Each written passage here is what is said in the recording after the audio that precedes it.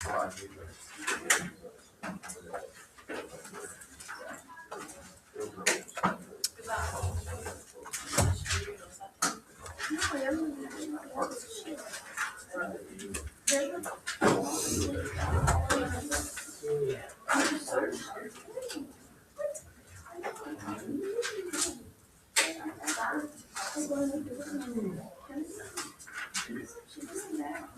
look like amazed. No, I'm not. Okay. So, chapter 7 is about solving systems of equations. So, linear, nonlinear. And then we're talking about something called matrices, which is probably outside what you've done before. So, a little bit of review at the beginning, and then we'll get into a little bit of deeper stuff. So, specifically today, we're talking about nonlinear and linear systems that we're going to solve by substitution, specifically today. And you do have homework today, so there's no question on that. So, we're talking today solving by substitution.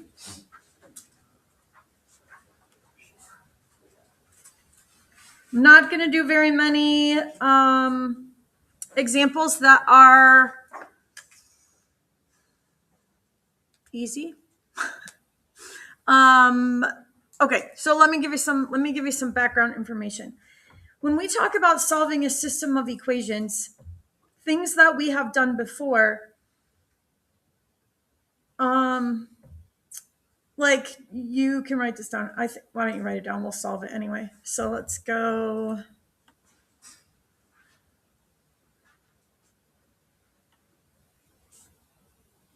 Okay, so we have this. So when we can solve this, and the thing that makes it solvable is that there are the same number of variables in the system. So there are 2 variables, and there are 2 equations. Okay, so I tell you that because as we get into this chapter, we will start solving ones that don't match, that have 3 variables and 2 equations. It's possible to solve those when you get into some of this advanced stuff that we're working on. It's not hard. It's just advanced. So 2 variables, 2 equations, you can solve that. This is specifically a linear system of equations, and we know it's linear because there are no powers in there. There are nothing other than just x's and y's with no powers on them. There's no natural logs, there's no square roots, there's no nothing else. Okay, these are linear systems of equations. So what we're talking about today are linear and nonlinear. We will get to nonlinear in a second. Systems of equations that we're solving by substitution. There are 3 ways to solve systems of equations: graphing, substitution, and elimination. We will talk about graphing tomorrow. There are definitely systems of equations that you can't solve by elimination, or you can't solve by substitution, but you have to solve by graphing. So we'll get into those tomorrow. They're easy. You're going to use your calculator to do it. Okay, so real quick, I'm not going to spend a lot of time on this. If I told you had to do this by substitution, okay, if I wasn't told personally, I would use elimination on this because it's ready for elimination. But if I said you have to use this have to solve this using substitution, you have to have an x equals or a y equals. So if you do not have x equals or y equals, you have to get one. You decide. Do you want to solve for x's or y's? Okay, I heard that. Let's solve for y. So if we solve for y, we're just going to take the bottom one and get y by itself. Like, I'm not spending a ton of time on this because you guys know this. And then to substitute means to take something out and replace it. Okay, I know you know this. We're doing this in algebra right now, and that is another situation. We'll just leave it as that. Okay. I highly recommend the use of parentheses when you're doing your substitution because it makes you remember whether or not you're going to have to do the distributive property, right? So if you put the parentheses, you're going to distribute. Otherwise, the tendency for people who make a mistake is they're just going to do 4 times 11, which would not be correct.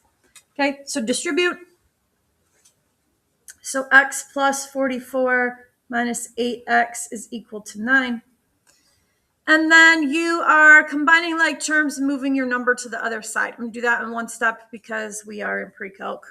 So I don't know what 9 minus 44 is. 35, I think. So subtract 44, you get 35, and combine your x's, and you get 7, negative 7. And then you divide. So it's really not a difficult process. And then once you have this x, the smart way to play this is to plug it into an equation that's already solved for y. And if you solved for y already, you'll have that, right? You solved for y to plug it in. And so then you just can plug this guy into the thing you solved for, and you get y is equal to what? 1. And so, like I said, we write those as a coordinate point because when you're solving a system of equations, what is it that you're actually finding? What? Yeah, you're finding the intersection point. And so we're acknowledging the fact that this is a coordinate point. This is where they cross. This is the point that makes both of those equations the same. So what that means to be the system of to the solution is that it's where they cross, but also it's the one point that makes both of those equations true. So 5 plus 4 times 1 is 9, and 2 times 5 plus 1 is 11. That's what it means to be a solution. It satisfies both equations. Okay, basic substitution, if it's linear, we're not going to do another one of these. So we're going to talk about non-linear. Okay, non-linear. Just a second. I'm looking at what we have to talk about. Nope, we're not into non-linear yet. Let me have you solve this one. Let's say if y equals 2x plus 5 and 2y minus 4x is equal to 10. Okay, please solve that by substitution.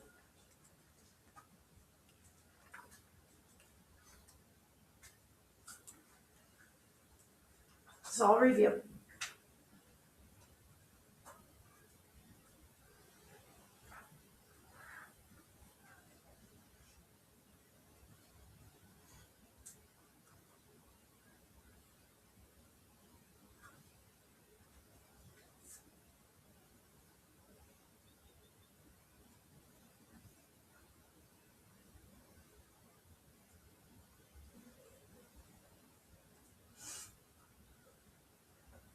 Okay, what happens? It's not no solution. It's infinitely many solutions. Okay, so those of you like to do it in your head, don't just assume. This goes in here. We have 2 times 2x plus 5 minus 4x equals 10. When we distribute, we have 4x plus 10 minus 4x equals 10. So depending on how you deal with this, you can be like, oh, hey, those go away. But just because they go away doesn't mean there's no solution. What you have here, 10 equals 10, or if you move to the 10, you would have 0 equals 0. That is a true statement. Okay, true statement. Anytime you get a true statement, there are infinitely many solutions. What does that mean in particular about these two lines? They're the same line. So this is a true statement. True statement equals infinitely many solutions. Okay, that's the answer. So the answer is not true statement. The answer is infinitely many solutions. So let's say, I don't want us to have to redo the whole thing. So let's say that instead of a 10, this was a 20. Then when I put this in, I'd have 4x plus 10 minus 4x equals 20. These guys would cancel, and I would have 10 equals 20, which is a false statement. What's the answer to that one? That's the one that's no solution. So true statement means infinitely many. False statement means no solution would be the correct answer. If these guys are the same line, then what's true about these two lines? They're parallel. right? So those are the options. You're either, when you're solving a linear system of equations, you're either going to get a coordinate point, which would be where they cross. You're going to figure out that they're the same line, which you get a true statement, which means they're always equal. So that's why there are infinitely many solutions. Or you're going to get no solution, which means they're parallel. Okay, just means they're never going to cross because parallel lines don't cross. Okay, so that's linear. Moving on. Let's talk about non-linear systems. Okay, let's do this one first.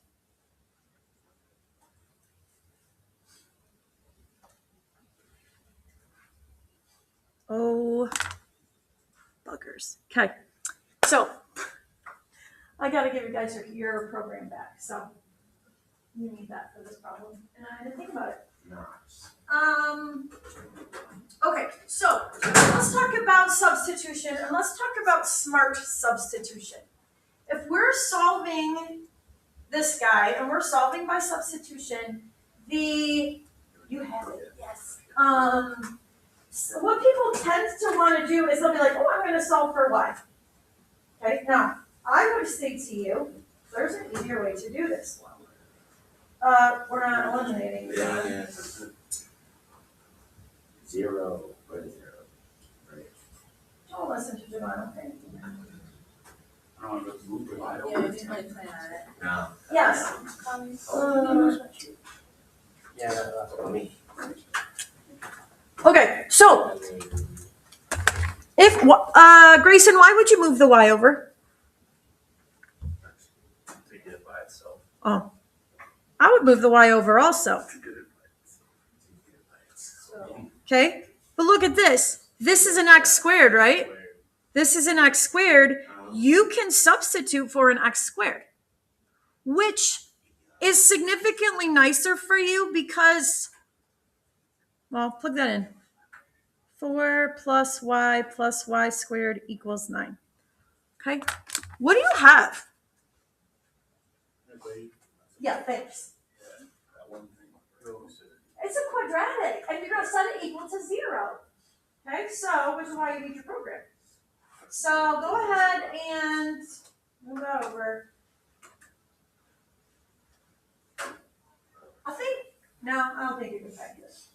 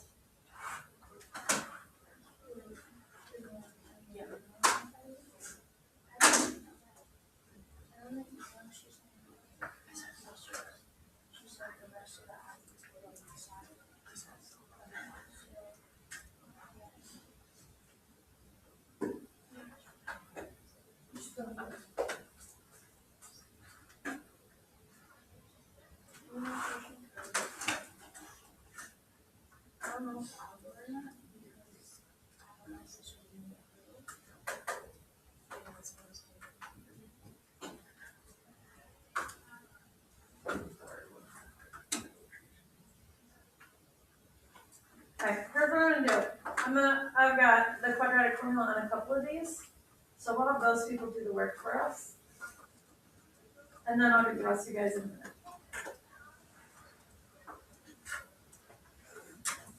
Okay, so if we want to make this equal 0, like Trevor said, we're gonna subtract 9. Rearrange, so y squared plus y minus 5 is equal to 0. Now, this is where you have to start being really careful. If you are organized about this, you're going to get all of your points and all of your answers. If you are not organized, you're going to have problems. So, somebody with a calculator, what do you get for your answer? Yeah. Okay, now, here's what you have to remember. Your calculator gave you these two answers. Our total habit is to write down x equals, which is fine. Like, I get that. It happens to me too. These are not x's though. These are y's. Now, here's the other thing. each of these y's, I like to make a table. You don't have to make a table. But each of these y's get plugged back in here to find their corresponding x's. So you do that while I give a couple more people in my program. Okay, you plug those back into that equation and find their x's.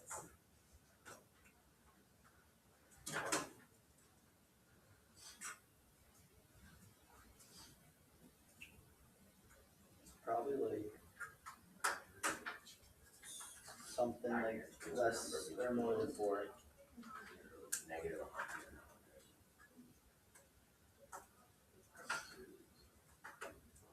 Oh, wait, negative for less than 4. There you go. Why'd you say it like that, Ellen? Because you were struggling with that. So I was just waiting for you to come. It's a big page to let you walk in. I think you did that. Really good. Alright, I got it. Yes.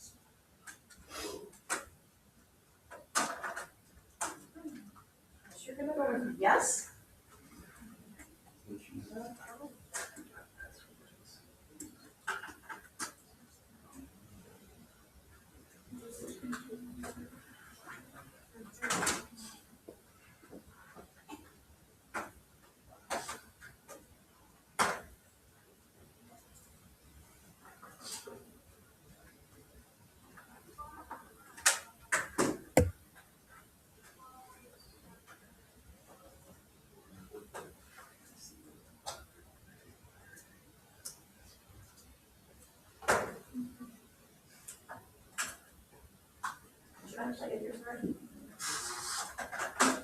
This is a little messy. Sorry. Especially central.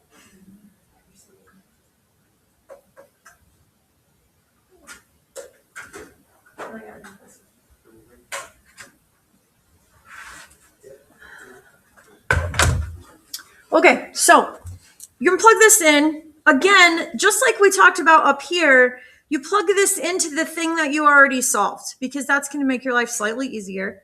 So this is going to be x squared equals 4 plus 1.79. So x equals x squared 5.79.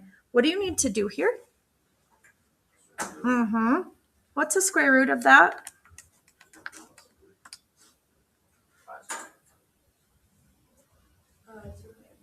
2.41. And? Yeah, plus or minus 2.41. Okay, this guy, x squared equals 4 minus 2.79, which is 1.21. Okay, square root of that, 1.1. So x equals plus or minus 1.1. Now, you're not done because you have to write these as coordinate points. So how many coordinate points are represented here?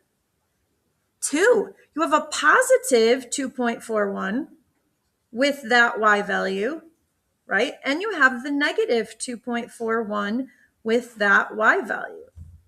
And over here, same thing. You've got a positive 1.1 with that y value. It's a 2. And then a negative 1.1 with that y value. People end up in trouble because they just aren't. I'm not saying to you that you need to organize this with the line like that, but be organized, because what happens is people are like, they write down their y's and they're not show their work, and then they've got some x's, and then they're mixing and matching x's and y's, and you can't do that. Like, it is specifically these x's with this y and these x's with this y. Okay. Also, the other thing that happens to people is they don't label what they're getting out of their calculator. These are y's. Make sure you label them as y's.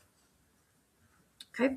So this one, I think I would classify that in the marginally easier than the next one we're going to do. So let's talk about x squared plus y squared equals 4 and y equals x minus 1.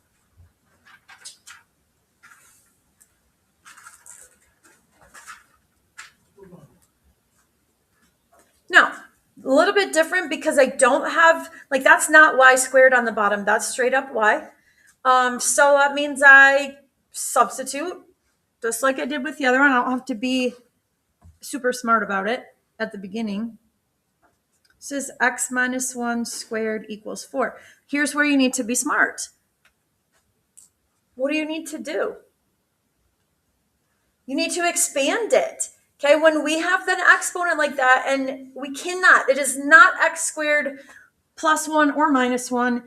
It's x minus 1 times x minus 1. That has to be expanded.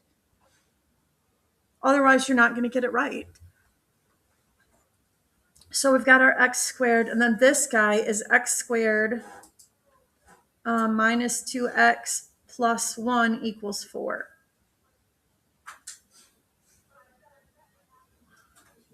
Okay, so we've got 2x squared minus 2x minus 3, because we're going to subtract that 4 over to the other side. And now you all have the program, so you can use the program.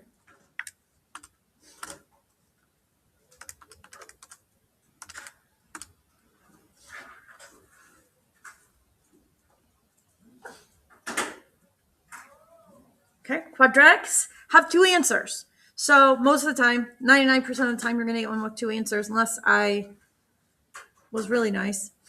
This one is 1.82 and what? Yep, 0.82. Okay, now this one, I want you to listen to me, because this is going to save you from making mistakes. It also saves you work time. When you go to plug these back in, always plug it into the simpler equation. Okay, and there's two reasons for that. If you plug it in here, you're going to square root, and you're potentially creating answers that aren't actually answers because of the plus minus thing. If you plug it in here, you're not going to get that extraneous answer, and you don't have to check your answer if you don't want to. Okay, so always plug into the simpler of the two equations. And also, why wouldn't you? Why wouldn't you just plug it in there because it's a simpler equation? I don't know.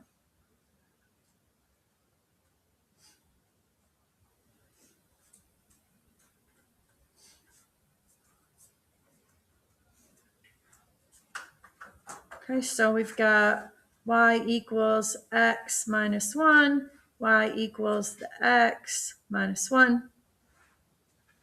So we have, y equals 0.82 and y equals negative 1.82. So our two coordinate points, we have 1.82 and 0.82, both positive, and then we have negative 0.82 and negative 1.82. Those are both negative, and they switch, which is not pattern based. It's just is what it is.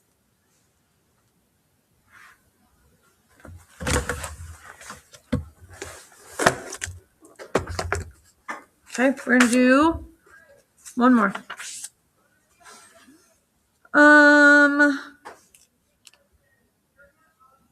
Let's do last one. Plus 4x minus y equals 7, and 2x minus y equals negative 1. Now, I thought I would say this without, I was going to let you do this without me talking at you, but I want to say this to you. Please work smarter and not harder. Okay? If you are looking at these two equations and deciding what to substitute, what are you going to solve for? The bottom for y is what Trevor said. Why would you pick that? I agree with you. It's way easier. There's less stuff to move around, right? There's less stuff to move around, and you're not dealing with any squares. Heavens, don't solve the top for y. I mean, you can solve the top for y. Don't solve the bottom for x, though. Because if you solve for x, you're plugging in something that you have to square. Okay? Work intelligently, solve the bottom for y, and plug that in. Okay, so go ahead and see what you could get from that. Watch your negatives, though.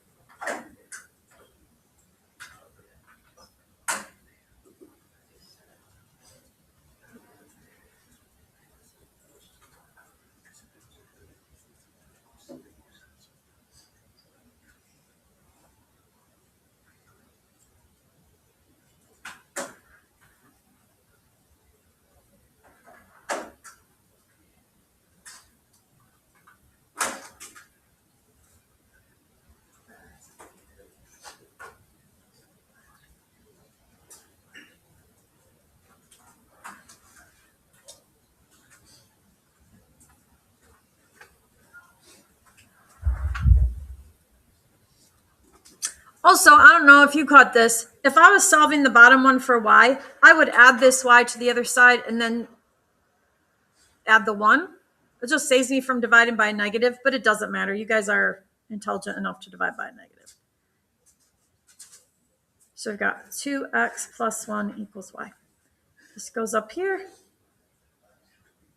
Can you stop talking, please? So distribute x squared plus 2x minus 2 equals 7.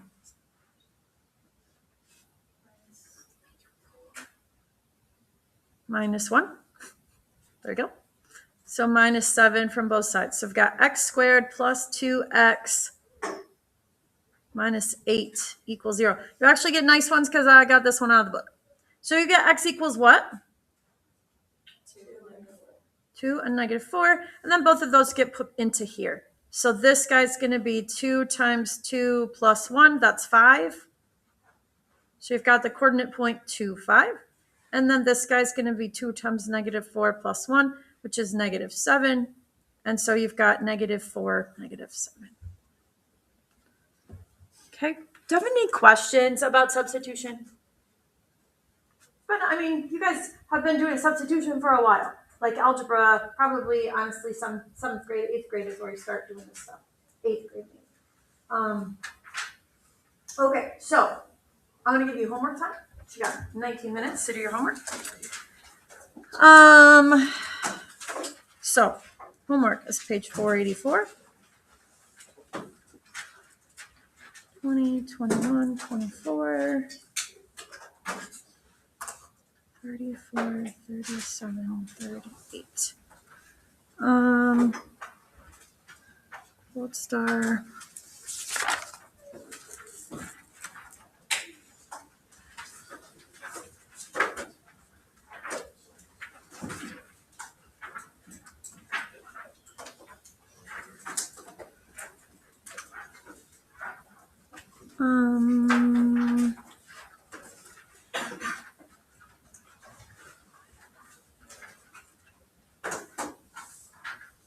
There you go. Should be able to get this done.